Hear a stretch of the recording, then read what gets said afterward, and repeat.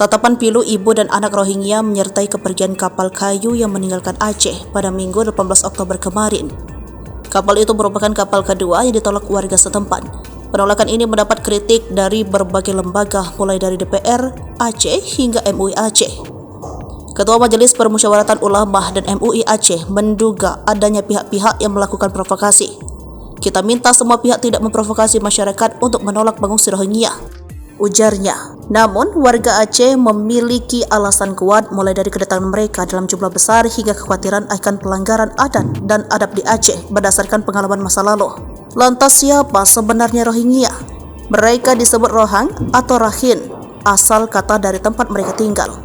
Dilansir dari sejarawan Inggris Daniel Edward Hall, dulunya wilayah Rahin bernama Arakan. Wilayahnya strategis di Myanmar, etnisnya Rohingya sudah ada sejak abad ke-7, jauh sebelum etnis Burma atau Myanmar yang baru menetap di abad ke-10.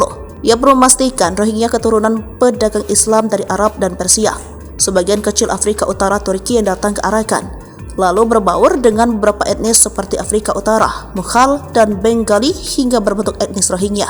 Etnis ini hidup tentram saat Raja Nara Meikal dengan dukungan Raja Ahmed Shah, Raja Kesultanan Bengal, pengusaha Muslim Bengal pada 1430, memberikan Arakan kepada Raja Nara.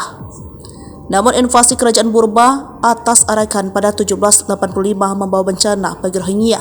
Sekitar 35.000 warga diusir hingga mengungsi ke Chittagong yang dikuasai Inggris. Mereka kembali bisa bernafas saat Inggris berkuasa pada abad ke-19. Inggris membawa kembali orang Muslim Bengal atau Bangladesh dan memberikan keistimewaan kepada Rohingya demi menghidupkan pertanian wilayah subur itu. Sementara etnis asli Burma seperti dianaktirikan. Diduga dendam dianaktirikan Inggris inilah awal petaka bagi Rohingya. Saat pecah Perang Dunia Kedua dan Inggris terusir, sikap keras Jepang ternyata sangat keras kepada Rohingya. Puncaknya di tahun 1962 saat Myanmar merdeka. Jenderal Ne Win melakukan penindasan, mencabut hak dan membubarkan organisasi sosial politik Rohingya. Mulailah mereka dikucilkan, hidup dalam ketakutan. Puncak di tahun 1978 saat 200.000 Muslim Rohingya melarikan diri ke Bangladesh. Hingga kini ketakutan sang pewaris tanah Arakan itu terus berlanjut.